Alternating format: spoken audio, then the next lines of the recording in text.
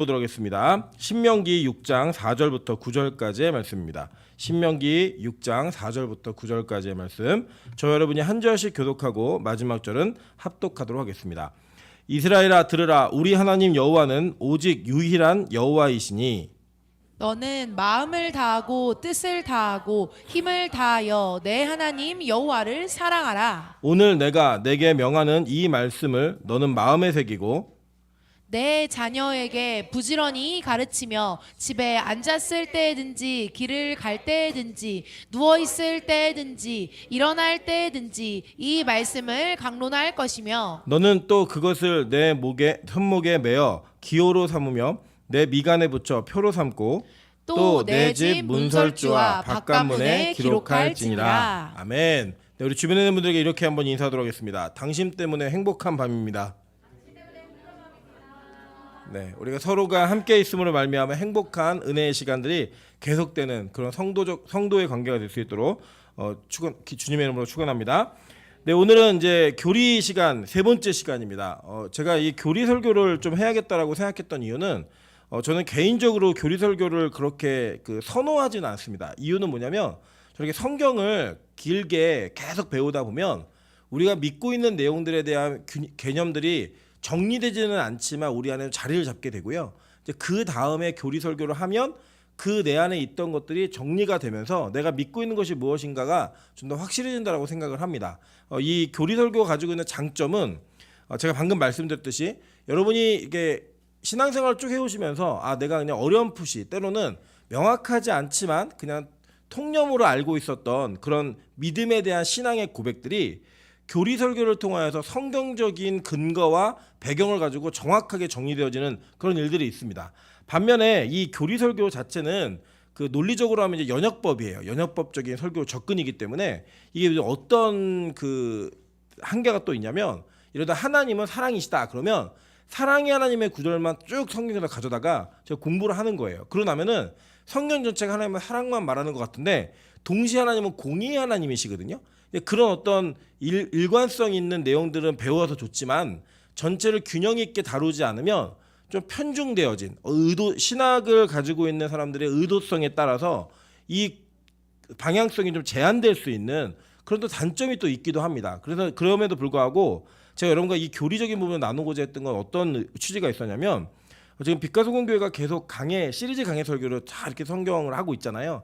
그런 가운데에서 무언가 이것을 좀 정리해가면서 같이 병행해가는 것이 좋겠다. 특별히 초신자들과 또 기존에 믿고 있었지만 그 믿는 내용들을 제대로 전달할 수 있는 내용들을 우리가 가지려면 이렇게 정리되어지는 시간들을 통하여서 신앙의 고백이 입술로 나올 수 있게 만드는 과정들이 좀 있어야겠다는 필요성 때문에 제가 이 내용들을 가져갑니다. 여러분들 같이 함께 동참하시면서 이 내용들을 통해서 내가 믿고 있었던 것들이 무엇인가 그것들을 말할 수 있고 그걸 설명할 수 있을 때까지 갈 수 있도록 잘 준비되어지는 그런 시간 되시기를 주님의 이름으로 축원합니다. 네, 오늘은 우리 하나님에 대한 내용들을 다루는데요. 삼위일체 하나님 그리고 다음 시간에는 성부, 성자, 성령 이렇게 나누어서 저희가 오늘까지 4시간에 걸쳐서 삼위일체 하나님에 대한 내용을 이야기하고자 합니다. 사실 기독교가 가지고 있는 굉장히 특수성은 다른 종교에 비해서 상당히 많이 있지만 이 삼위일체의 개념은 아주 특별합니다. 이 삼위일체의 개념은 어떻게 여러분 이해하시면 되냐면 이 땅에는 없는 개념이에요. 이 땅에는. 이거는 어떤 비유로도 어떤 해설로도 100% 다 설명할 수가 없습니다. 다만 그 당시에 쓰였던 언어들 역시 그것을 표현할 때 가장 가까운 개념일 뿐이지 그 개념을 그대로 적용하면 이단이 되어집니다. 제가 이제 나중에 그 설명을 좀 드릴게요. 그래서 그 내용들을 전체적으로 이해하시면서 이 땅에 없는 개념이구나. 그러니까 예를 들면 우리가 어떤 시각으로 보고 어떤 촉감으로 느끼는 것들은 우리 인간이 동일하게 느끼기 때문에 그렇게 설명하는 거예요. 뭐 예를 들면 빨간 색깔은 우리가 다 빨간색이라고 이야기하잖아요. 그런데 색약이 있거나 생명인 사람은 빨간색을 구분을 못해요. 그러니까 이제 그거는 그 사람에게 빨간색이 뭐라고 아무리 설명해도 안다 모른다. 절대 알 수가 없는 거예요. 우리는 사회적 약속을 한 거예요. 그냥 이건 빨간색이야, 이건 노란색이야 약속을 한 건데 색약이나 생명이 있어서 그 색깔을 구분 못하시는 분들에게는 우리가 아무리 설명을 해도 그분들에게는 절대로 이해할 수 없는 색깔이에요. 그냥 예. 그러니까 여러분 이게 어떤 개념이냐면 삼위일체는 이 땅에는 어떤 관계로도 사물로도 무엇으로도 표현할 수가 없습니다. 예. 그러니까 이 개념은 이해하는 개념이 아니라 믿어지는 개념이에요. 그냥 믿어지는 개념인데 이 믿어지는 개념을 그래도 우리가 최대한 설명할 수 있을 만큼 또 성경이 우리에게 설명하고 있는 만큼은 우리가 알 수 있다라고 저는 믿고 있습니다. 왜냐 하나님께서 그렇게 계시해 주신 그 계시가 이 특별 계시 가운데 담겨져 있기 때문에 오늘은 그것을 근거로 하여서 하나님이 어떤 분이신가 그리고 또 그 하나님이 어떻게 정리되었는가를 한번 살펴보도록 할게요. 먼저는 이 삼위일체라는 단어 자체가 성경에서 나온 단어가 아닙니다. 이 단어가 도대체 어디서부터 왔는가? 사실 이 단어는 라틴어로 트리니타스라는 단어로부터 추출되어진 단어예요. 트리니타스라는 단어. 근데 이게 무슨 뜻이냐면 셋이라는 뜻이 하나 둘 셋 할 때 셋 그리고 세 배 이렇게 얘기할 때 쓰는 용어이고 이거는 법원에서 쓰였던 법정에서 쓰였던 법정 용어였습니다. 그리고 이게 그 삼위일체라고 얘기하잖아요. 그러니까 셋이라는 단어 이게 트리니타스라는 라틴어로부터 나왔고 이 위라고 하는 위격 이것은 라틴어의 페르소냐. 여러분 페르소냐라는 단어 아시죠? 예, 어떤 그 영화 감독들이 자기가 좋아하는 배우가 있어요. 배우가 있어가지고 자기가 그 영화를 찍을 때마다 무조건 주인공은 그 사람으로 택하는 그 영화들이 있습니다. 여러분 보시면 그런 사람 뭐라고 하냐면 저 배우는 그 감독의 페르소냐야 이렇게 얘기해요. 가면이라는 뜻이에요. 옛날 이제 그리스 연극에서 어떤 인물을 나타내기 위해서 연기를 할 때 가면을 썼거든요. 근데 그 가면을 쓰는 것을 이제 그 페르소냐라고 얘기했고 그 위격이라는 단어가 바로 이 라틴어 페르소냐로부터 나온 단어입니다. 그래서 이거 잘못 이해하시면 이제 어떻게 이해하실 수 있냐면 이런 거예요. 자, 먼저는 트리니타스라는 언어 그대로를 이해하시면 그럼 하나님이 세 분인가? 이렇게 이해할 수 있겠죠. 그 단어 자체가 셋이라는 뜻이니까. 그죠? 그렇게 오해할 수 있겠고 동시에 위격이라는 단어는 이 페르소냐 가면이라는 뜻이었잖아요. 그러니까 어떤 하나님은 실체가 있으신데 한 분이신데 이게 가면을 쓸 때마다 바뀌어지는 배우처럼 변화되어지는 이런 것들을 얘기하는 어원으로부터 나온 거예요. 글자는. 그렇게 이해하면 하나님은 어떤 하나님이 되냐면 여러분 그 주일학교 다니실 때 그런 삼위일체에 대한 해석 많이 들어보셨을 거예요. 어떤 해석 들었냐면 아버지가 집에서는 아버지지만 할머니 집에 가면 아들이고 회사 가면 부장이다. 그래서 하나님이 뭐 이때는 성부로서 이때는 성자로서 이때는 성녀로 나타나셨다. 이 얘기도 들어보신 적 있으실 거고 때로는 물의 비유 아시죠? 물이 얼면 얼음이 되고 녹으면 물이 되는데 끓으면 수증기 기체가 된다 이렇게 해갖고 이걸 가지고 또 동일한 물인데 얼면은 이렇게 된다 이렇게 얘기하는 게 있잖아요. 이게 다 이단적 설명입니다. 이걸 양태론이라고 이야기해요. 양태론적 이단 양태론적 그 삼위일체라는데 이건 이단이에요. 다 이단. 그렇게 설명하면 된다 안 된다? 안 돼요. 그러니까 결국에는 이 삼위일체라는 성경적 개념은 이 땅의 어떤 것으로도 설명할 수 없고 대비할 수 없는 내용이기 때문에 어떤 식으로 설명해도 여러분 굉장히 큰 오해가 되는지 이단이 될 수 있습니다. 뭐 예를 들자면 이 정도는 좀 가능할 것 같아요. 여러분 그 빛 있잖아요. 빛이 있잖아요. 그 빛이 있는데 이 빛이 파동이다라고 증명하시는 분들은 파동으로 증명이 돼요. 예, 파동 뭔지 아시죠? 파동. 예, 빛이 파동이라고 우리는 이과생이 많이 없어가지고 이게 참 이해가 좀 하기 어려운데 빛 자체를 파동으로 설명하면 설명이 논리적으로 딱 되어집니다. 동시에 빛을 입자로 설명하는 분들이 있어요. 입자 아시죠? 이렇게. 예. 그 입자로 설명하는 분들은 또 입자로 설명이 돼요. 그러니까 빛은 파동으로도 설명이 되고 입자로도 설명이 되는데 우리 눈에 보이는 빛은 동일한 빛이죠. 그러니까 빛은 입자다. 틀려요, 맞아요? 맞아요. 빛은 파동이다. 이것도 맞아요. 그런데 그 파동도 입자도 결론적으로는 빛이라는 하나로 모이는 것처럼 삼위일체 하나님은 그런 개념이에요. 그러니까 우리가 보면은 성부와 성자와 성령 이제 다음 시간부터 다룰 삼위의 하나님이요. 각자 맡은 구원에서의 역할이 다르세요. 예, 자기 하는 역할이 다르세요. 그런데 그 역할이 다르지만 그 세 분의 하나님이 동일하게 한 분의 하나님이다라고 얘기하는 겁니다. 그러니까 수학적으로는 이해할 수 없는 개념이죠. 삼이 하나고 하나가 삼이다. 이 개념이에요. 이해 안 되시죠? 당연합니다. 예, 이게 기독교만 가지고 있는 아주 특별하고 특수한 교리예요. 근데 이 삼위일체가 얼마나 중요하냐면 이 삼위일체를 초대교회는 온전하게 고백을 했고요. 교회 공의회라고 하는 전체 교회가 다 모여서 이 삼위일체 때문에 많은 사람들이 갈라져 나가기도 하고 많은 유명한 초대 교부들조차도 이 삼위일체 개념을 잘못 설명하는 바람에 그의 신학 전체에서 큰 오해를 낳게 만드는 여러 가지 사건들도 벌어집니다. 여러분 여러분이 알고 계신 대부분의 이단들 있잖아요. 그 이단들이 그 뭐 신천지 같은 잡다한 이단은 솔직히 말씀드리면 이단의 계열에서는 가장 저급한 이단이에요. 저질 이단, 저질. 고질적인 좀 그래도 수준이 있는 이단이다. 그러면 이분들이 이제 삼위일체에 대한 이해가 잘못된 분들이 있어요. 예를 들면 아리우스파 같은 경우는 이 아리우스주의자들은 어떤 식으로 이해했냐면 성부께서 성자와 성령을 창조하셨다고 얘기해요. 그러니까 성부하고 성자와의 관계는 아버지 아들 관계 맞아요. 근데 이 아버지가 아들을 창조해서 아버지는 창조주이고 이 성자는 피조물이에요. 성령도 그런 식으로 이해하는 거예요. 그렇게 이해하시는 분도 있어요. 근데 이게 이단이에요. 그러니까 우리는 이게 뭐냐면 제가 그냥 이단이다 이렇게 정리한 게 아니라 교회 역사가 쭉 내려오면서 요렇게 말하는 사람들은 이단이다라고 정리한 내용들 가운데 기독론, 특별히 뭐 구원론, 신론 이 부분에 있어서는 고정되어진 부분이 있어요. 건들면 안 돼요. 이거는 절대 건들 수가 없어요. 건들면 이단이에요. 예를 들어서 삼위일체를 부인한다? 삼위일체를 인정하지 않는다? 무조건 그가 어떤 훌륭한 인격을 살았건 성경 강해를 얼마나 잘하건 이단입니다. 그냥 요거는 절대 우리가 주님 오시는 날까지 건들 수 없는 진리예요. 왜냐? 우리는 뭘 믿는 거냐면 교회가 이제 제가 도표에 그려 놓았는데 종교개혁 전에 이 종교개혁이 이루어진다는 건 뭐냐면 구교하고 신교가 나눠지기 전에 이 교리를 고정시켰어요. 아예 건들지 못하게. 그리고 이 고정되어진 교리가 쭉 내려왔기 때문에 그 내려오는 과정 속에서 하나님이 역사하고 성령께서 간섭하셔서 하나님의 관점에 볼 때 옳은 관점들을 선택하셨다고 믿는 거예요. 우리는. 그래서 이것을 교회의 결정이 아니라 우리는 하나님의 결정이다라고 받아들이는 겁니다. 그리고 이 삼위일체는 부인해서도 안 되고 의심해서도 안 되고 잘못 변개해서도 안 되는 하나님께서 우리에게 주신 절대적 교리입니다. 그걸 여러분 신뢰하셔야 돼요. 그래서 이제 종교개혁 전에 어떻게 이것이 이루어졌냐면 초기 기독교는요.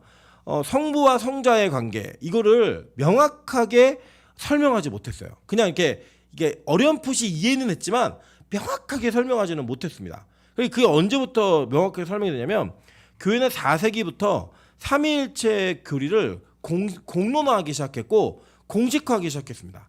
그리고 결론적으로는 니케아 공의회 325년이에요. 주후 325년 니케아 공의회에서 그 공의회라는 건 뭐냐면 전 세계 교회가 다 모인 거예요. 그 당시에 전 세계 교회가 다 모여가지고 성자가 성부와 동일임을 선언했어요. 동일하다라는 걸 선언했습니다. 그래서 이 성부 하나님과 성자 예수님께서 동일한 하나님이다라고 하는 것을 니케아 공의회 그러니까 325년 그 회의에서 결정해가지고 모든 교회가 약속한 거예요. 앞으로 성부하고 성자의 관계를 이거가 아닌 다른 관계로 얘기하는 건 다 이단이야. 얘기해버린 거예요. 이거 교회 전체 교회 약속이에요. 그러니까 이 교회는 동방교회, 서방교회, 신교, 구교 다 나눠지기 전에 약속되어진 내용입니다. 이렇게 정리가 되었고요. 또 콘스탄티노플 공의회에서 381년이에요. 이때는 성령의 신성, 그러니까 성령 하나님이다 라고 하는 것을 규정했어요. 그래서 이 내용이 합해져가지고 삼위일체 교리가 어느 정도 이게 굳혀진 상태로 쭉 내려와가지고 내려오다가 종교개혁이 일어납니다. 여러분 종교개혁 아시죠? 이 종교개혁은 구교하고 신교가 나눠진 거예요. 캐톨릭과 개신교가 나눠진 건데 나눠지는 그 종교개혁 이후에 삼위일체는 건들지 않아요. 다만 각 위격의 하나님의 사역이 어떤지에 대해서는 더 명확하고 자세하게 견고하게 만들었지만 삼위일체라고 하는 큰 틀은 변화가 되지 않아요. 그러니까 그건 뭐냐면 종교개혁한 사람들조차도 그 전에 있었던 교회가 이야기했던 삼위일체 교리가 틀린 것이 없다, 오류가 없다라고 인정하면서 받아들인 거예요. 즉 저와 여러분이 믿고 있는 이 신교, 개신교는 삼위일체 교리는 초대교회에서부터 고백해온 교리와 동일한 고백을 하고 있는 겁니다. 그리고 여러분 제가 이전에 세례에 대한 설명을 드리면서 대한예수교 장로회 합동 측이 2015년까지 15년이 아니고요. 제 기억에 5년인 것 같아요. 2005년인 것 같아요. 제가 정확히 날짜 다시 알아오겠습니다. 우리 교단이 그 이전에는 천주교의 영세를 인정했다고 얘기했어요. 기억나시죠? 예. 왜 그랬을까요? 구교와 신교의 삼위일체 교리가 같다라고 인정했던 거예요. 그때까지는. 그런데 이게 이제 그때 이후로는 왜 이게 바뀌었냐? 이제 너무 이게 철로가 처음에는 조금 삐뚤어지면 잘 모르지만 점점 멀어지잖아. 이게 각이 유지가 안 되면. 그것처럼 너무 멀리 오다 보니까 이 멀리 온 결과 속에서 그들이 이야기하고 있는 성부, 성자, 성령의 개념과 우리가 이해하고 있는 성부, 성자, 성령의 개념이 너무 다르다고 이렇게 판단이 된 거예요. 그래갖고 이제 우리 교단은 천주교 신자가 기독교로 들어올 때는 다시 학습과 세례를 거치도록 그렇게 얘기했습니다. 옛날에는 그들이 받고 온 영세를 유아세례처럼 인정을 해가지고 그냥 입교만 하면 됐어요. 유아세례가 똑같이. 근데 지금은 세례를 다시 줍니다. 그래서 저희 아내는 개인적으로 천주교 배경이어가지고 저희 아내 입교를 하고 들어왔는데 저희 아내가 이 사실을 알고 다시 받고 싶다고 얘기해서 그러면 재세례파가 되니까 하지 말라고 이제 말렸던 제 기억이 있거든요. 그래서 요 기억을 여러분 요 내용들을 기억하시면서 왜 구교하고 신교가 그래도 성례 그러니까 즉 그 세례를 주는 데 있어서 성부, 성자, 성령의 이름으로 했던 것을 공유했었는가 그것을 이해하시면 될 것 같아요. 그랬지만 지금은 이게 바뀌었죠 많이. 자 그런데 이것을 삼위일체라고 하는 개념이 성경 속에 증거가 되어져야 되는 거예요. 뒷받침이. 자 오늘 여러분 읽으신 본문을 보시면요 뭐라고 얘기했느냐. 신명기 6장 4절부터 9절에는 이스라엘아 들으라 우리 하나님 여호와는 오직 유일한 여호와이시니 라고 얘기했어요. 그래서 제가 이제 왜 이 본문을 택했냐면 삼위일체인데 이 삼위일체는 한 분이신 하나님의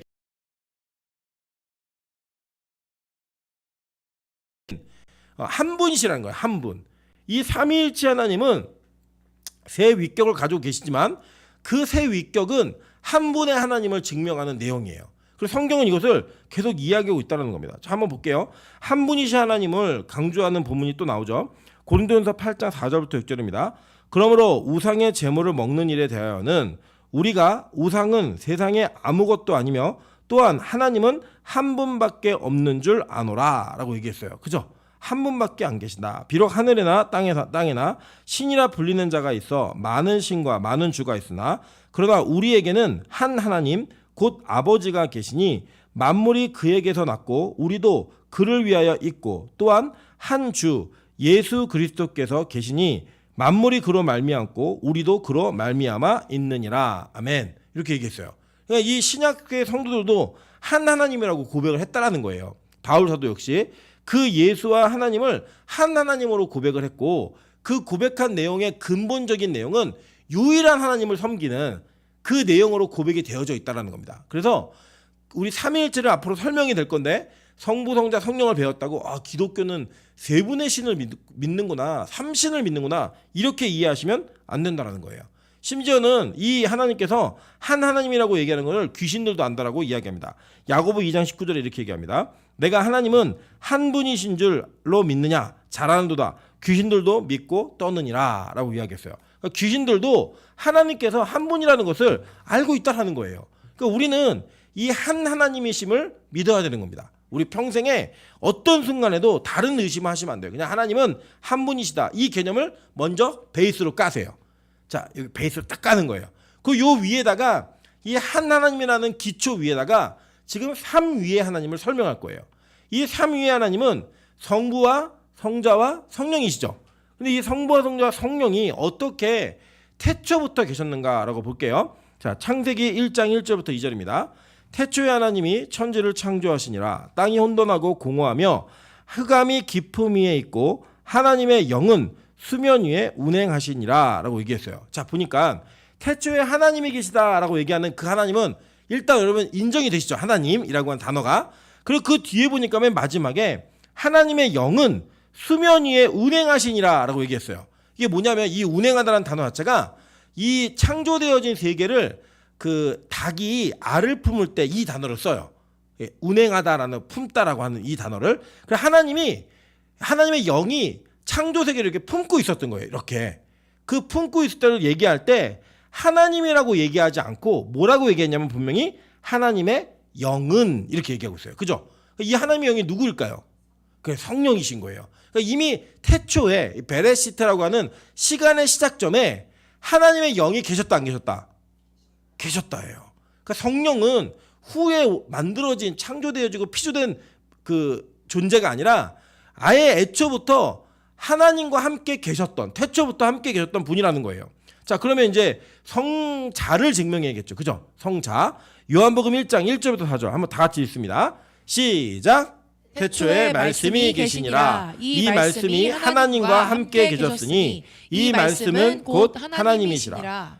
그가 태초에 하나님과 함께 계셨고 만물이 그로 말미암아 지은 바 되었으니 지은 것이 하나도 그가 없이는 된 것이 없느니라. 그 안에 생명이 있었으니 이 생명은 사람들의 빛이라 라고 얘기했어요. 자, 여기 보니까 말씀이 계셨는데 이 말씀이 누구와 함께 있었대요? 하나님과 함께 있었다는 거예요. 그러면 여기 하나님은 누구예요? 성부. 그죠? 그러면 말씀은 누구예요? 성자인 예수님인 거예요. 근데 이 태초라는 단어가 한글 성경은 똑같아요. 그죠? 창세기 1장 1절도 태초고 요한복음 1장 1절도 태초인데 이 창세기 1장 1절의 태초는 베레시트, 레시트라고 하는 시간의 시작을 얘기하는 태초를 얘기하는 거고요. 이 요한복음 1장에 나온 태초는 아르케라고 하는 그 이전의 세계, 그러니까 시간보다도 더 이전의 세계를 설명하는 태초인 거예요. 자, 그러니까 잘 보세요. 창세기 1장 1절의 태초가 빠른 거예요? 아니면 요한복음 1장 1절의 태초가 먼저예요? 그 요한복음이 먼저죠. 요한복음에 있는 이 말씀이 누구라고요? 예수 그리스도라고 얘기했잖아요. 그죠? 그러면 예수님은 창조 이전에부터 계셨던 거예요? 아니에요? 이전부터 계셨던 거예요. 여러분, 그래서 저희 교회가 구약의 그리스도에 대해서 많이 설교하잖아요. 여러분, 이것만 한번 이해하시면 좋을 것 같아요. 예수님이 창조 이전부터 계셨는데 구약시대 때 아무 일도 안 했다. 이 말이 된다고 생각하세요? 아니겠죠. 그죠? 하나님이신데 심지어는 만물이 그로 말미암아 다 지은 바 되었다라고 얘기하는 거예요. 그러면 예수님은 창조주예요? 아니에요? 창조주신 거예요. 그러니까 우리가 창조주 하나님이라고 얘기하면 대부분 성부만 생각하시는데 절대 그렇지 않습니다. 성자 역시 창조주이신 하나님이신 거예요. 그러니까 이 성부와 성자가 이미 태초부터 이 땅이 지어지기 전부터 존재했다 안 했다? 존재했다. 그러면 이분은 스스로 있는 자, 그 안에 포함되시는 거예요. 네. 원래부터 있었던 이 모든 우주 만물의 시작과 근원이 출발되기 이전부터 존재했던 하나님이시다라고 성경은 선언해주고 있는 겁니다. 그러니까 여러분, 일단 이거는 인정이 되셔야 돼요. 구약이 시작되는 그 시점 이전부터 삼위일체 하나님이 계셨다 안 계셨다? 계셨다예요. 네. 여기서부터 이제 출발하면요, 이 삼위 하나님을 이해하시는 데 있어서 많은 단서들이 생기는 거예요. 자, 한번 보도록 할게요. 요한일서 1장 1절부터 2절도 이걸 증명합니다. 한번 읽어보겠습니다. 시작. 생명의 말씀에 관하여는 우리가 들은 바요 눈으로 본 바요 바요 자세히 보고 우리의 손으로 만진 바라. 이 생명이 나타나신 바 된지라. 이 영원한 생명을 우리가 보았고 증언하여 너희에게 전하노니 이는 아버지와 함께 계시다가 우리에게 나타나신 바 된 이신이라 라고 얘기해요. 자, 그러니까 뭐냐면 이 태초도 역시 아르케예요. 그러니까 그 시간 이전 그 있었던 생명의 말씀, 그 예수님이죠. 그 예수님을 얘기하는데 이 요한일서는 쓰여진 배경이 좀 있어요. 이걸 좀 보셔야 돼요. 요한일서는 영재주의자들이, 즉 이단들이 판을 칠 때 그들의 주장이 뭐였냐면 예수님의 몸은 실제 몸이 아니고 부활하셨을 때에도 영혼만 부활하신 거지 몸이 부활하지 않았다라고 가르쳤어요. 그걸 믿었고요. 왜냐? 육은 악한 거라고 얘기한 거예요. 그러니까 요한이 그걸 들으면서 웃기지 마 이 얘기하면서 요한일서 1장 1절부터 2절을 쓰는 거예요. 내가 들은 바 그리고 눈으로 봤고 자세히 보고 손으로 만진 바 된 분이 예수님이야. 이거 얘기하는 거예요. 자, 그럼 예수님은 이 육신을 가지고 이 땅에 실제로 오셨다는 걸 증명하고 있는 거죠. 성육신을 얘기하는 거예요. 자, 그런데 이게 뭐라고 얘기하냐면 이 생명이 나타나신 바 된지라. 이 영원한 생명을 우리가 보았고 증언하여 너에게 전하노니 이는 아버지와 함께 계시다가 라고 얘기했어요. 하나님과 함께 계속 계셨다라는 거예요. 존재하고 있다가 우리에게 나타나신 바 된 이신이라 라고 얘기하면서 예수님의 초림, 즉 이 땅에 완전히 내려오신 그 사건은 제자들 시대에 있었던 일인 거예요. 자, 이해되시죠? 그러니까 예수님은 이미 존재하고 계셨는데 이 땅에 사람들과 함께 거하시는 성육신의 개념으로서는 언제 처음 계신 거다? 신약시대에 주님 오시는 그때 계속 계신 거예요. 자, 그런데 이 성경은요 구약 시대부터 하나님의 형상을 이야기하면서 그 형상이 우리에게 그대로 투여되었다라고 이야기를 합니다. 한번 볼게요. 창세기 1장 26절부터 27절입니다. 하나님이 이르시되 우리의 형상을 따라 우리의 모양대로 우리가 사람을 만들고 그들로 바다의 물고기와 하늘의 새와 가축과 온 땅과 땅에 기는 모든 것을 다스리게 하자 하시고 하나님이 자기의 형상 곧 하나님의 형상대로 사람을 창조하시되 남자와 여자를 창조하시고 라고 얘기해요. 이 히브리어는 에이콘이라는 단어인데 여러분 이게 라틴어로 온 게 뭐냐면 아이콘이라는 단어예요. 여러분 그 아이콘이 뭔지 아시죠? 컴퓨터에 이렇게 뭐가 있잖아요. 그 아이콘을 딱딱 2번 클릭하면 뭐가 돼요? 프로그램이 실행되잖아요. 그러니까 이 아이콘은 그걸 딱딱 클릭을 하면 실체가 나오는 거죠. 본체가. 그래서 그 형상대로 만들었다는 건 본체는 누구예요? 하나님인데 하나님의 형상인데 그 형상대로 누굴 만들었냐? 우리 인간을 만드신 거예요. 아이콘으로. 그럼 여러분 이 아이콘은 지금 누구의 형상대로 창조된 거예요? 성부와 성자와 성령 중에 성자요. 네. 여러분 보세요. 성부 하나님은 형상이 있으세요 없으세요? 없어요. 그분은 눈으로 볼 수 있는 분이 아니에요. 성령은요? 눈으로 본 적이 있어요 없어요? 있긴 있죠. 어떤 형태로 보였냐면 불의 형태로 비둘기 형태로 있었지만 우리가 비둘기처럼 창조되지는 않았잖아요. 그리고 불처럼 창조되지 않았잖아요. 물론 불과 같은 성격은 있죠. 그러나 불처럼 창조되지 않았습니다. 우리의 형상, 이렇게 눈이 있고 코가 있고 입이 있고 팔이 2개고 이렇게 창조되어진 것은 누구의 형상을 따라 창조된 거예요? 성자의 형상이 우리에게 투영되어진 거예요. 그러면 하나님의 형상이라고 이야기할 때 그 형상의 개념은 구약 시대에 누구의 이야기를 하는 거예요? 성자에 대한 이야기를 하는 거예요. 자, 그래서 실제로는요. 창조 때에도 이 성부 삼위일체 하나님이 여전히 존속하고 계시다라는 것을 성경은 그대로 증명하고 있습니다. 한번 볼게요. 창세기 3장 22절입니다. 다 같이 읽겠습니다. 시작. 여호와 하나님이 이르시되 보라 이 사람이 선악을 아는 일에 우리 중 하나같이 되었으니 자 우리 중에 하나처럼 되었다라고 얘기할 때는 분명히 복수로 쓰여진 개념이에요.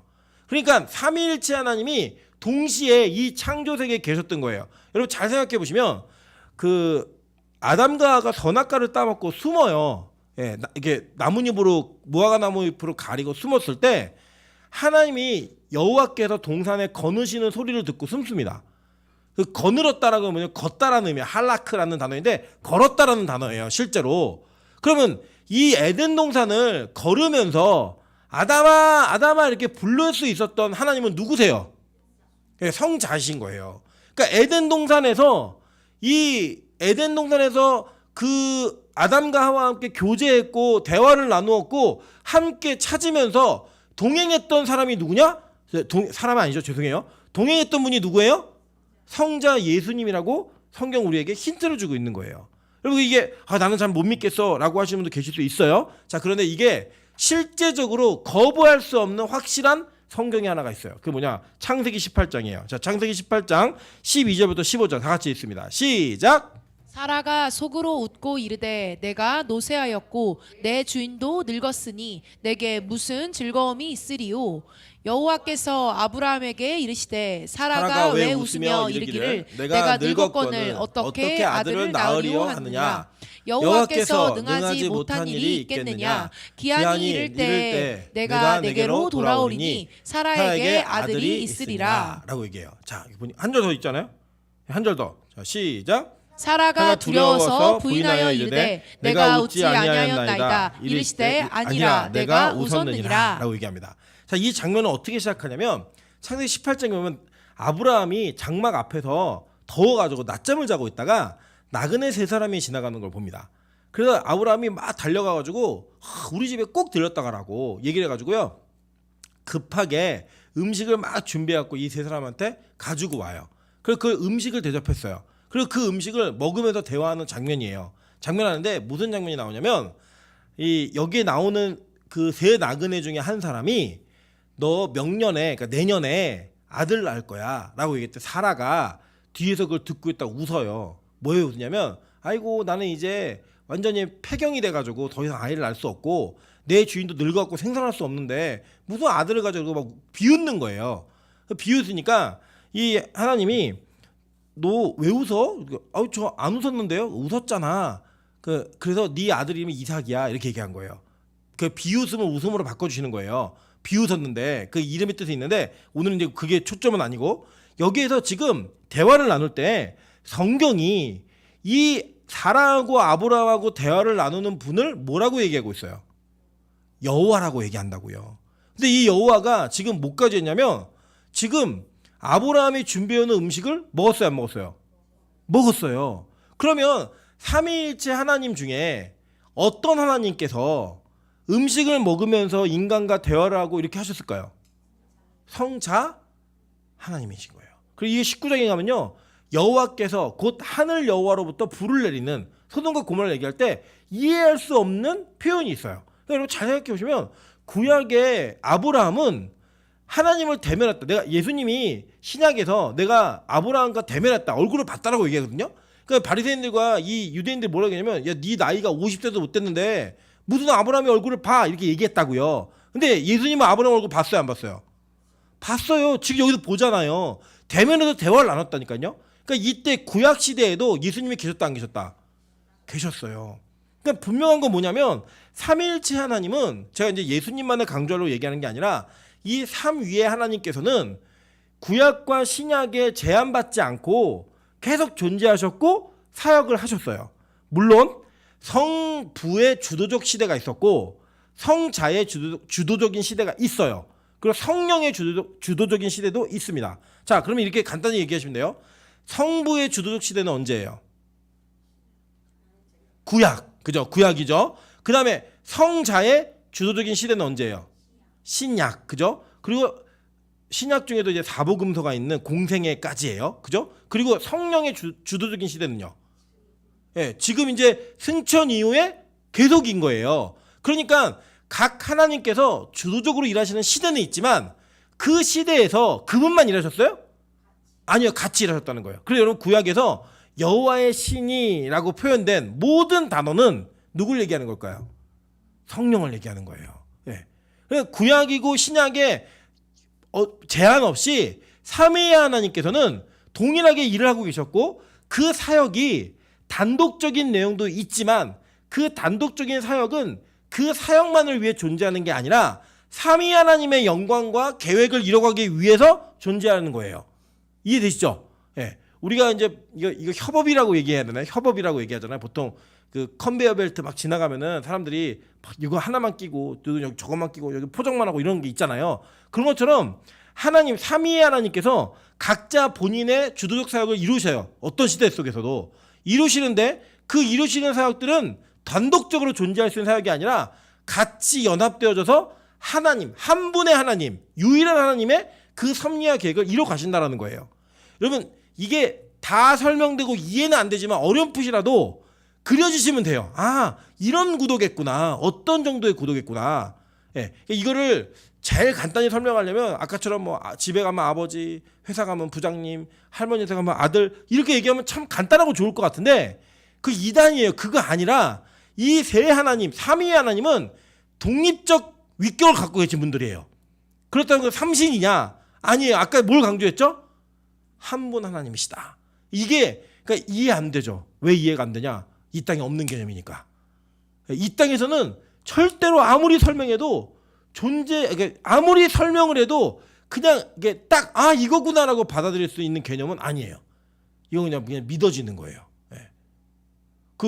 누가 지난번에 우리 혜영 집사님이 자기 삼일체 다 이해했대요. 그래서 깜짝 놀랐어요. 그래서 드디어 이제 신학의 길로 들어가는구나. 세계적인 신학자가 나오겠구나. 왜 그러냐? 제가 우리 성경도 배웠잖아요. 제가 성경이 하나님의 성육신의 개념이라고 얘기했죠. 예, 이해되세요? 그게 무슨 말이었는지? 하나님 정말 너무 큰 분인데 이 너무 큰 분을 우리 인간의 이성으로 다 이해할 수 없어요. 여러분이 다 이해하면 그분이 하나님이시겠어요? 아니잖아요. 여러분 왜 부모가 자녀를 보면 손바닥 안에 있다고 얘기하는 게 왜 그러냐면 내가 낳기 때문에 그래요. 무슨 생각을 하는지 지금 뭘 하는지 다 알거든요. 저도 그 통밥이 있다 보니까 이게 설교를 오랫동안 했으니까요. 누가 듣는지 딴 생각을 하는지 뭐 안 들리는지 좋은지 다 보여요. 이걸 인간은 인간을 이해할 수 있어요. 어느 정도까지는. 그래 우리 사실 인간이 인간도 다 이해는 못 하잖아요. 그래서 어떻게 인간이 하나님 다 이해해요? 다 이해할 수 없어요. 여러분의 이성과 지성으로 하나님을 다 이해한다, 이건 불가능한 일이에요. 다만 하나님이 구원받기에 충분할 만큼 성경이라는 특별 계시를 통하여서 하나님을 구원에 관련되어서는 흠이 없을 정도로 이해할 수 있게 우리에게 설명해 주신 거예요. 그리고 우리 그 설명을 바탕으로 이해되고 받아들이는 것들을 믿어가면서 우리의 신앙의 고백을 하는 거예요. 근데 이 삼위의 개념, 삼위와 일체의 개념은 모순 개념이라고요. 셋이 하나고 하나가 셋이라고 얘기하니까. 이건 그냥 믿어지는 개념인데, 이 믿어지는 것들의 각 항들은 성경에 증명이 다 돼요. 이해되죠? 무슨 말인지. 그러니까 믿어야 되는 내용들은 있잖아요. 믿어지는 거는 믿음의 영역이고, 믿음의 대상이 되어지는 사실들은 있는데, 그 사실들은 성경에 다 바탕이 되어 있는 거예요. 기본이 되어 있는 거예요. 그래서 구약 성경은 성부와 성자와 성령의 사역을 이야기하고 있어요. 동시에 마찬가지예요. 하나님이 신약에서 말씀하신 적이 있어요, 없어요? 성부 하나님이 있죠. 언제 말씀하셨죠? 예수님이 세례 받으실 때 하늘로부터 무슨 음성이 났어요? 이는 내 사랑하는 아들이다 말씀하셨다고요.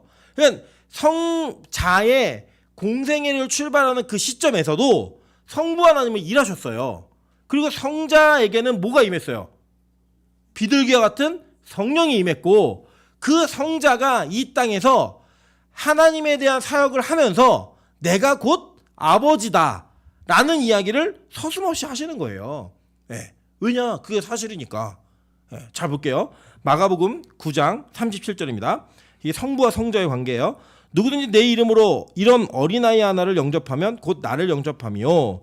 누구든지 나를 영접함이 아니요 나를 보내신 이를 영접함이니라 라고 얘기합니다. 예.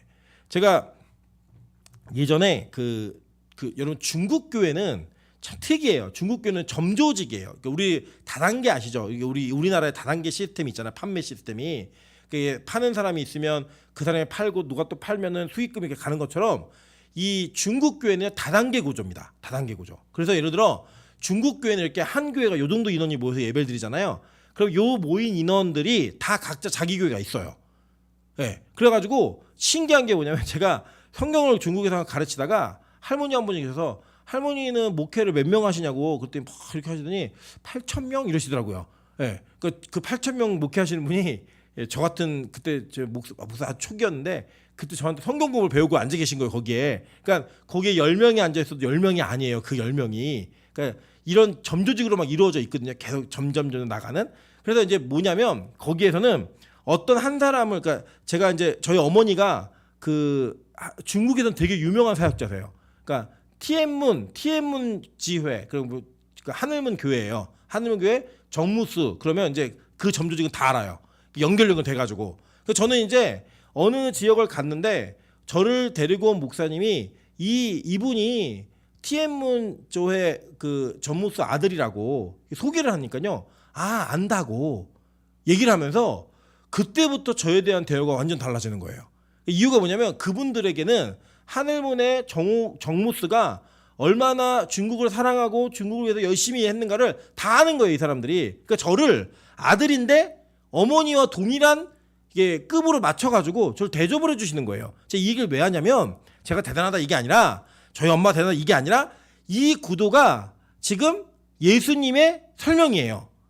내가 이 땅에 왔는데 나를 영접하면, 예수, 너네 눈에 보이는 육신이 있는 성육신한 예수 그리스도를 영접을 하면 곧 누구를 영접한 거다? 하나님을 영접한 거다라고 얘기하는 거예요. 그래서 볼게요. 마태복음 10장 40절에 동일한 얘기 하셨어요. 너희를 영접하는 자는 나를 영접하는 것이요 나를 영접하는 자는 나를 보내신 이를 영접하는 것이니라 라고 얘기하면서, 아까 이 마가복음은 아이들에 대한 이야기한 거고 이 마태복음은 제자들에 대한 이야기한 거예요. 제자들한테 야, 너희를 영접하는 자는 나를 영접한 거고 나를 영접하는 자는 나를 보내신 그 하나님을 영접하는 거야, 이렇게 얘기했다고요. 자, 계속 볼게요. 요한복음 10장 30절부터 38절 우리 다 같이 읽습니다. 자, 시작. 나와 아버지는 하나이니라 하신대 유대인들이 다시 돌을 들어 치려하거늘 예수께서 대답하시되 내가 아버지로 말미암아 여러 가지 선한 일로 너희에게 보였거늘 그 중에 어떤 일로 나를 돌로 치려하느냐. 유대인들이 대답하되 선한 일로 말미암아 우리가 너를 돌로 치려는 것이 아니라 신성 모독으로 인함이니 내가 사람이 되어 자칭 하나님이라 함이로라.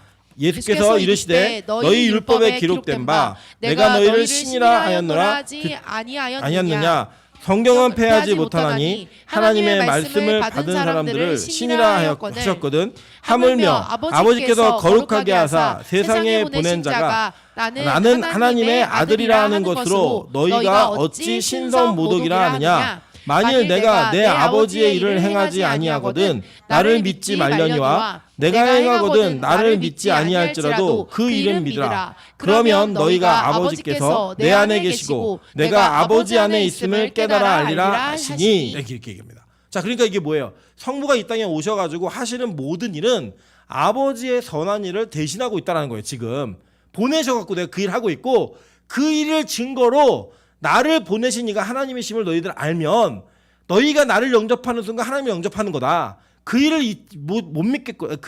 그 내용을 못 믿겠거든. 내가 하고 있는 선한 일이라도 믿어.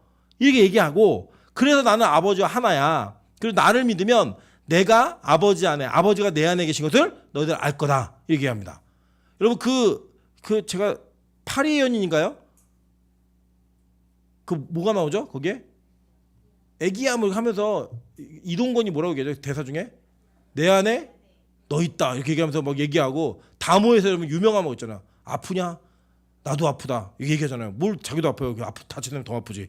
그런 얘기를 하면서 얘기하는 게 뭐냐면 상대방과 나를 일체시킬 때 그 일체를 통해서 너의 고통이 나의 고통이고 너의 아픔이 나의 아픔이야 라고 얘기했을 때 많은 연인들이 감동받는 거 아니에요. 그게 뭐 진짜인 것처럼 이렇게 착각이 돼가지고. 그런데 그런 일은 이 땅에 없어요. 그냥 여러분 부인이 아프면 부인이 아픈 거고 애가 아프면 애가 아픈 거지 절대 다 같이 아프지 않아요. 그냥 마음이 아플 뿐이지 몸이 그대로 아프진 않아요. 근데 하나님과 예수 그리스도의 관계는 한 몸이시라는 거예요. 나와 아버지 하나라는 거예요. 나와 아버지 하나라는 거예요. 이게 왜 이게 이렇게 되냐면 나중에 우리가 예수 그리스도와 어떻게 연합되어지는가를 설명해 주기 위해서 예수님이 이 땅에서 성부와 내가 한 몸임을 얘기해 주는 거예요. 여러분 우리가 제가 말씀드렸잖아요.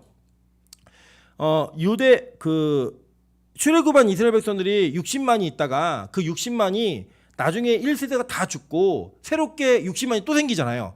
그게 뭐라 그랬죠? 옛사람이 죽고 새사람이 되어서 옛사람이 죽은 새사람의 성도를 이야기하는 거랬죠. 왜냐? 아버지와 아들의 관계예요. 다 그 관계가 아들들을 낳고 죽은 거라니까요. 그게 뭐냐면 하나의 몸이라는 것을 이야기하는 거예요. 여러분 이제 제가 이제 보니까요. 우리 그 권사님들이 지금 우리 김학주 장로님 가정 빼놓고 다 할머니가 되셨죠. 할아버지 할머니가 다 되신 거죠. 그죠? 되셨는데 제가 수요일 날 그 승순이 권사님께 이담이가 권사님 닮았다. 진짜 닮았더라고요. 여기 이마 여기 눈매가. 근데 저렇게 좋아하세요. 예. 되게 좋아하시더라고요. 뭘 안 좋으세요? 좋으시지. 보면요. 저희 아버지도 막 애를 보면서 이마는 날 닮았다고 그 얘기를 꼭 하세요. 그리고 저희 찬이가 저를 꼭 닮았잖아요. 근데 저희 아내가 아니래요. 자기 어렸을 때 똑같대요. 그러면 자기 사진 갖고 오더니 막 보더니 전에는 닮은 것 같은데 지금 아니네 그래요. 저는 그래서 제 각자 하나씩 닮아서 니만 다 닮으면 되냐고 제가 막 항의했거든요. 닮은 아이가 왜 이렇게 닮은 부분이 좋냐. 물론 안 닮은 아이도 사랑의 애정이 가지만 왜 닮은 아이에 대한 더 애정이 가냐면 또 다른 자기인 거예요. 자기 확장이에요. 확장. 그 확장으로서 동일함을 느끼는 거예요. 여러분 제가 아직도 잊혀지지 않는 장면이 뭐냐면 저희 셋째 외삼촌께서 암으로 돌아가셨는데 이 암으로 돌아가시기 전에 제 사촌 여동생이 아이를 낳았어요. 이 아이가 100일이 약간 지난 상태에서 저희 외삼촌이 돌아가셨는데 저희 외삼촌께서 이 아이를 품에 안고 그 고통 속에 이 아이를 바라보던 눈빛을 전 진짜 잊을 수가 없어요. 그 본인은 이제 하나님께 부름받아 간다. 장로님이셨으니까 부름받아 간다라는 걸 알고 계시는 운명이에요. 이제는 더 이상의 건 없다. 그냥 마약 주사만 진통제만 맞고 계신 거예요. 항암도 없고. 그걸 아는 상태에서 또 다른 자기, 그러니까 그 둘째 딸을 통해 또 다른 자기에게 모습이 생겨서 애들이 그러더라고요. 아빠 닮았어. 이렇게 얘기를 하니까 그 아이를 바라보면서 그 눈빛과 지긋한 미소, 막 하하 웃지 못해서 너무 고통이 심하시니까. 근데 그 입가에 맴도는 그 미소 전 진짜 잊지 못해요. 아, 이게 자녀이구나. 이게 후손이구나. 그러니까 이 동일한 아버지와 아들의 관계 속에 무엇이 연결되고 있는지를 예수님이 이 땅에서 설명하신 거예요. 그 관계를 통해서. 그래서 하나님께서는 나와 동일한 분이시고 내가 바로 하나님과 동일한 자들이야라는 걸 설명하신 거예요. 그럼 여러분 나중에 이 모든 걸 깨달은 제자 중에 도마가 뭐라고 얘기하죠? 나의 주님, 나의 하나님이십니다. 고백을 하잖아요. 그래서 예수님에게 최초로 하나님이라는 고백을 했던 사람이 누구냐? 바로 도마였어요. 의심 많은 도마가 아니라 여러분 도마는 우리가 깨달아야 될, 반드시 고백해야 될 그 진리를 제자들 가운데 가장 먼저 깨달은 자예요. 하나님 보내신 아들인 건 다 믿었다니까요. 근데 그 예수를 하나님이라고 불렀던 첫 번째 사람이 누구였냐? 바로 도마였어요. 도마. 그래서 그 고백을 통하여서 성부와 성자가 한 분이시고 이 성자도 그냥 하나님의 아들로서만 존재하는 인간 성자가 아니라 누구다? 하나님이시다라는 고백을 성경은 제자를 통해 제자인 도마를 통해 고백하게 함으로 말미암아 이 고백이 저와 여러분의 고백이 되게 하신 거예요. 그래서 여러분 우리는 예수 그리스도를 인간으로 이해하셔야 됩니다. 왜냐? 그래야지만 그분은 이제 나중에 배울 거예요. 성자에 대해서 배우실 때 그분이 그래야 우리의 죄를 담당하세요. 우리의 죄를. 그래서 동시에 그분은 100% 하나님이세요. 그렇게 믿으셔야 되는 거예요. 이게 여러분 신비입니다. 이거 어떻게 이해가 돼요? 이게 이성으로 이해가 안 되죠.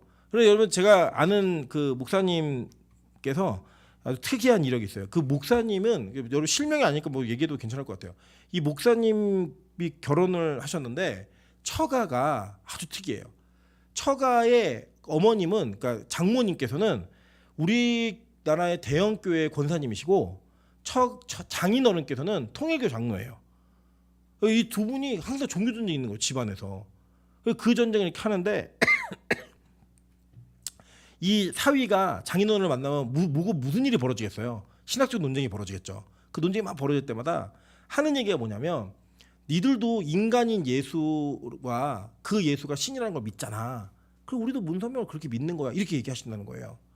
그 어르신께서. 그게 맞다는 게 아니라 그런 개념으로 통일교를 믿는 사람들도 문성명을 예수로 믿습니다. 인간이지만 신인 하나님으로.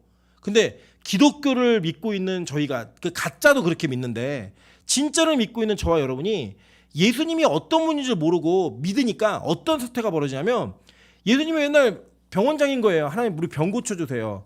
하나님 나 시집좀 잘 가게 해주세요. 하나님 뭐 이런 법적 문제가 있는데 해결 잘 되게 해주세요. 좋은 집 사게 해주세요. 로또 되게 해주세요. 이런 기도들이 풍성이 넘치는 그런 교회를 만들어 버린 거죠. 여러분 그런 기도가 다 잘못되는 거 아니에요. 병을 놓고도 기도하라고 얘기했고요.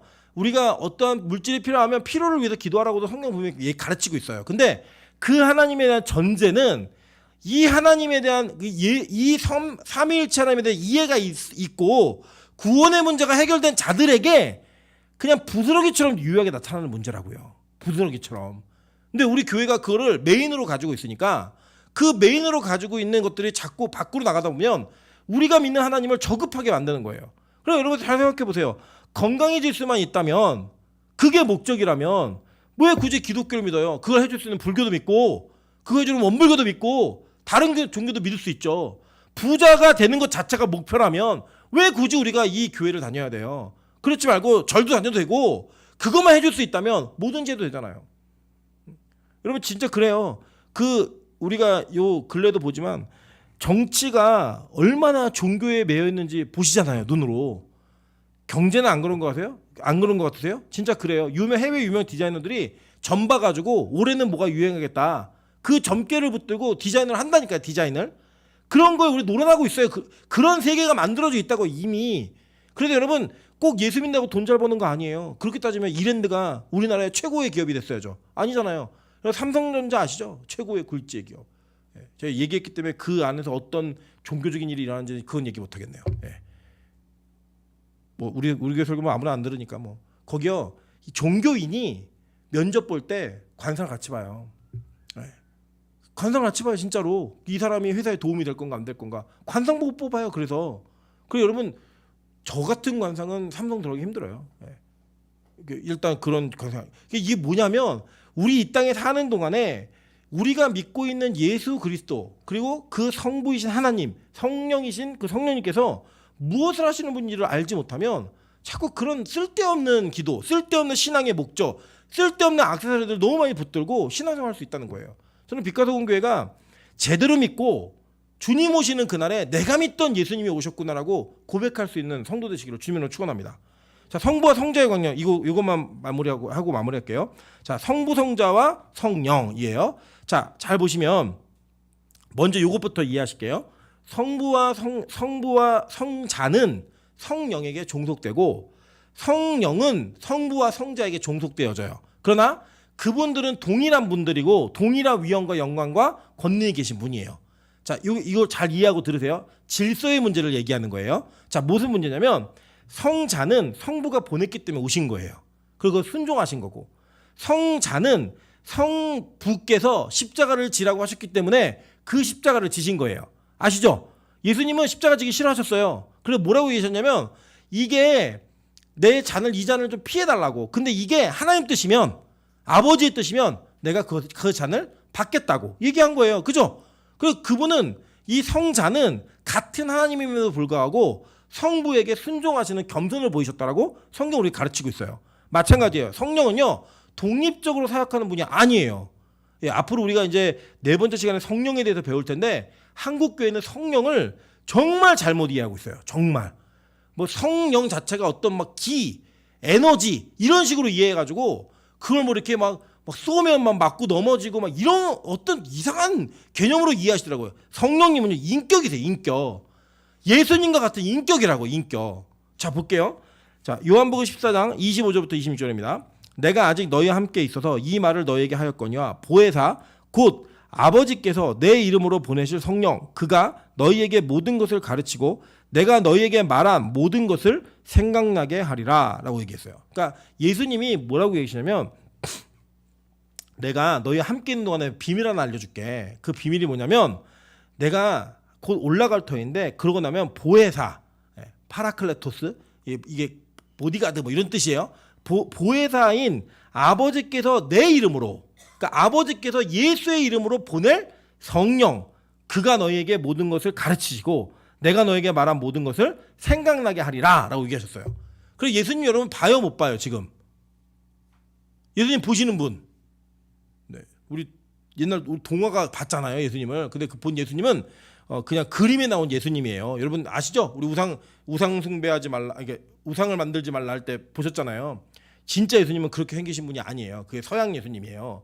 그래서 어떤 화가가 우리나라 예수님 그러면서 갓쓴 예수님을 그렸더라고요. 그거 틀리지 않아요. 잘못되지 않아요. 그냥 문화적으로 이게 맞나 이런 생각이 들을지 모르겠지만, 그 우리가 흔히 알고 있는 그 파란 눈에 머리 길고 이 예수님도 진짜 예수님은 아니에요. 근데 그 예수님이 올라가시면서 뭘 하셨냐면, 내 아버지께서 내 이름으로 보내신 성령을 너에게 보내셔서 너희가 깨닫고 생각나고 너를 가르치고 깨닫고 생각나게 할 것이다, 이 얘기하신 거예요. 그래서 여러분 우리 신앙생활 지금 예수님 승천하신 이후로 예수님 봐요, 못 봐요? 못 보잖아요. 근데 그분이 우리 안에 계신 걸 어떻게 느끼냐면 성령으로 인해 그 일이 가능해지는 거예요. 이게 여러분 되게 유익인 게 뭐냐면, 예수님은 이 물리적 공간에 제한을 받는 분은 아니지만 예수님이 이 땅에 계속 계셨으면 그분은 육체라는 한계, 부활체이긴 하지만 그 육체라고 하는 것을 이게 가지고 계셔야 되는 거예요. 물론 예수님 그래서 동시에 여기저기 다 나타날 수 있는데 얼마나 무섭겠어요. 야, 우리 집에 계신데 너네 집에도 계시니? 막 이러면서 얼마나 무섭겠어요. 근데 성령님은 영이시기 때문에 보편적으로 편지하시는 분이에요. 온 우주 만물에. 그러니까 이 성령께서 우주도 운행하시고 저와 여러분도 운행하시고 우리 안에 계셔서 믿음부터 시작해서 모든 역사들을 이루어 가실 때 그 성령 하나님이 일하시는데, 자, 제가 아까 질서를 말씀드렸죠. 이분은 무엇을 깨닫고 무엇을 생각나고 무엇을 가르치시는 분인가? 예수님을 가르치는 분이에요. 하나님을 가르치는 분이에요. 그래서 여러분 성령의 역사가 아닌가 중요한 게 뭐냐면, 그 사역을 통하여서 예수를 증거하고 있지 않으면 그 성령은 잘못된 성령입니다. 왜 제가 잘못된 성령이라는 표현을 서슴없이 하냐면, 여러분 귀신도 능력이 있어요. 진짜 있어요. 저는 진짜 무당이 작두에서 뛰는 걸 봤어요. 그래서 저는 목사가 작두에서 뛰는 거 한 번도 본 적이 없어요. 목사는 그런 능력이 없어요. 근데 귀신 능력이 있다 없다? 있어요. 귀신이 맞춰요. 귀신이 정확하게 맞춘다고요. 저는 그거 봤어요, 진짜. 우리 뭐 멀리 안 있잖아요. 우리 물어보세요, 이따가 맞추나 안 맞추나. 저 진짜 맞추는 걸 봤어요. 그래서 그 귀신은 능력이 있어요. 그래서 그런 능력적인 이적과 기적을 성령의 사역으로 보시잖아요. 현혹되기 딱 쉬워요. 이런 JMS 말도 안 되는 그런 교리, 말도 안 되는 이야기하는데 걔네 왜 넘어갈 것 같아요? 기적과 이적을 본 거예요. 그 소위 말하는 명문대생 똑똑한 애들 아니에요. 그래도 이성적으로 발달돼 있는 걔네들이 부정할 수 없는 이적을 본 거예요, 눈앞에서. 그러니까 거기 혹하는 거예요, 거기에. 여러분, 나는 아닐 거야, 절대 그렇게 생각하지 말라니까요. 여러분, 진짜 그런 일이 벌어지면요, 정말 그게 이게 내가 진짜 예수님을 못 알아본 게 아닌가? 이런 느낌이 올 정도로 된다고요. 진짜 거짓말이에요. 제가 예를 들어 뭐 오병이의 기적을 행하고, 왜 제가 계속 막 물 채워놓고 무리를 걸어다니고 막 여러분 이러면요, 야, 이분 진짜 다시 오신 예수님 맞구나, 여러분 그 느끼는 거, 그 거짓말이라고 얘기할 수 없어요. 그 우리가 현혹될 수 있다니까, 미혹될 수 있다니까요. 근데 하나님 우리를 사랑하셔서 저에게는 그런 능력 안 주셨고, 여러분은 그런 것을 보지 않게 하신 거예요. 듣지도 않게 하시고. 그래서 그런 자들이 그런 어떤 능력적인 개념으로 자꾸 성령을 이해하시면 안 돼요. 성령의 사역은요, 반드시 예수 그리스도의 영광을 나타나게 돼 있고 예수에게 집중되게 만들어요. 네. 그럼 예를 들면 방언을 받았는데 예수님 이름으로 기도할 수 없다? 그럼 뭐 받은 거가 그렇게 큰 의미가 없어요. 예, 안 받아도 그만인. 그래서 그게 진짜 방언이니까 고민해 보셔야 돼요. 여러분, 예를 병 고치는 은사를 받았는데 그 병 고치는 은사를 통하여서 여러분이 병을 고치는 사역을 하면서 내가 높아지고 있다. 그러면요, 여러분은 그 은사는 귀신이 준 걸 수도 있어요. 왜냐? 그 은사를 통하여 우리는 예수만을 증거하고 예수만을 높이게 되어 있으니까. 그럼 마찬가지예요. 요새 저는 얘기할래요. 정강훈 씨, 예, 제가 볼 때는요, 사람을 설득하는 말의 기술은요 어마어마합니다. 뛰어납니다, 진짜. 뭐 우리가 막 욕하지만 우리는 그 인원 못 모아요. 지금 정치계에서 뭐라고 하냐면 일주일 안에 100억을 모으고 5만 명을 모을 수 있는 몇 안 되는 사람 중에 한 사람이 정강훈이에요. 그 사람이 그렇게 말하는 게 얼마나 설득력 있는 줄 아세요? 근데 그 사람은요, 잘못된 사람이에요. 왠지 아십니까? 그분은 예수의 영광을 위해 일하는 게 아니라 자기의 영광과 자기의 욕구를 위해서 그 일을 해요. 그런데 여러분, 그거를 지금 변호하는 목사들이 너무나 많아요. 진짜 저는 이해가 안 돼요, 정말로. 뭐 장풍 쏘면 어느 날 큰 교회 짓고 그런 일 비일비재하잖아요. 뭐 성령의 이적 같은 그런 일들이 막 벌어지면 막 교회 짓고 많이 있잖아요. 할렐루야 기도원 얼마나 많아요. 근데 다 아시죠? 할렐루야 기도원 암병 고친다고. 거기 여러분 얼마나 많은 비리가 있고 얼마나 많은 일들이 많은지 아십니까? 순복음교회도 마찬가지고. 그런 이적과 기적으로 세워진 교회들은요, 뿌리가 없어요. 금방 무너진다고요. 여러분 잘 보세요. 앞으로도요, 우리 교회에서 그런 기적과 이적이 일어날 수 있어요. 근데 여러분, 그게 예수의 영광을 드러내지 않으면 잘못된 역사예요. 여러분의 가지고 있는 은사가 사람들에게 집중받을 수 있고 칭찬받을 수 있어요. 근데 여러분이 그 영광을 하나님께 돌리지 않고 예수를 나타내는 곳에 사용하지 않으면 여러분, 그거 다 귀신이 준 능력이에요. 제가 너무 과하게 얘기했다고 생각하지 마세요. 그 진짜예요. 왜냐? 우리 그 성령님께서는 예수 그리스도의 그 영광과 그 믿어지는 믿음을 위해서 이 땅에 오신 분이기 때문에 목적이 그거예요. 목적이. 볼까요? 요한복음 15장 20절입니다. 내가 아버지께로부터 너에게 보낼 보혜사 곧 아버지께로부터 나오시는 진리의 성령이 오실 때에 그가 나를 증언하실 것이요. 그죠? 성령님이 누굴 증언한대요? 예수님을 증언하신다고 얘기했잖아요. 그죠? 그러면 예수가 증언되어질 때 그게 진짜 성령의 사역입니다. 그래서 이 성부와 성자와 성령은 삼위의 하나님이에요. 각자 자기 역할이 있어요. 그러나 이 하나님이 어떤 하나님이다? 한 하나님이시다. 이 개념이 삼위일체 개념입니다.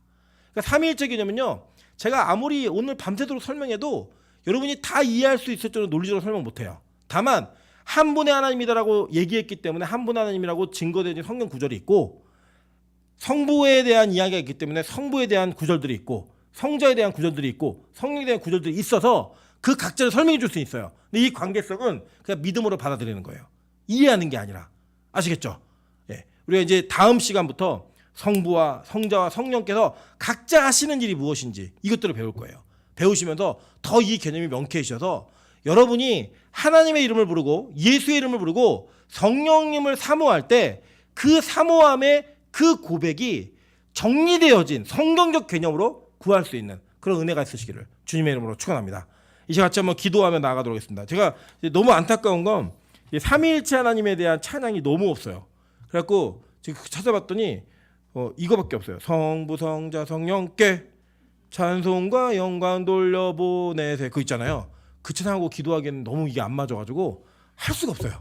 여러분, 이게 뭐 얼마나 안타까운 일이냐면 기독교가 진짜 이런 진리를 제대로 가르치는 일에 있어서 찬송 이게 없다는 거예요. 뭐 위로하는 찬양 너무 많고요. 뭐 교제하는 찬양도 너무 많고 참 많은데, 이런 진짜 우리가 믿어야 되는 것들을 노래로 찬양으로 만들어서 고백할 수 있었으면 참 얼마나 좋았을까. 물론 제가 찬양을 많이 모르는 그 단점도 있지만 이게 보편적으로 대중화된 삼위일체에 대한 하나님의 찬양이 없어요. 여러분 누가 이게 재능 있는 분들 만드세요. 명소현제 뭐해 이런 거 만들라고. 그런 거 만들어서 하나님 은혜를 좀 이렇게 나타낼 수 있는 이 영광들이 좀 우리 교회 안에도 있었으면 좋겠다 이런 기대감이 있습니다. 제가 같이 한번 통성으로 기도할 때 하나님 우리가 이게 하나님의 이름을 부르고 예수님의 이름으로 기도했고 성령님을 그렇게 사모했는데 사실 이렇게 정리가 되지 않은 상태에서 뭣도 모르고 그냥 불렀던 이해를 제대로 하지 못했던 무지함이 우리에게 있었습니다. 하나님 이 과정들을 통하여 이 말씀을 통하여서 이제 우리가 어떤 하나님을 부르는지 그 하나님이 한 하나님이시고 삼위의 인격의 하나님을 제대로 이해하고 올바르게 하나님을 부를 수 있는 그런 은혜가 있게 좀 도와주십시오. 그리고 여러분 알면 알수록 하나님 정말 너무 위대하신 분이에요. 그 위대하신 하나님을 느끼면서 나를 사랑하신 나를 구원하신 하나님이 어떤 분이신지를 느낄 수 있는 그런 은혜가 있게 도와달라고 우리 주여 한번 크게 통성어치 한번 기도합니다. 주여 하나님 아버지 역사하신 은혜를 바라보며 나아갑니다. 아버지 우리에게 역사하시고 은혜 더하여 주셔서 아버지 우리가 기도하며 나아가는 모든 순간에 하나님 그 영광을 볼 수 있도록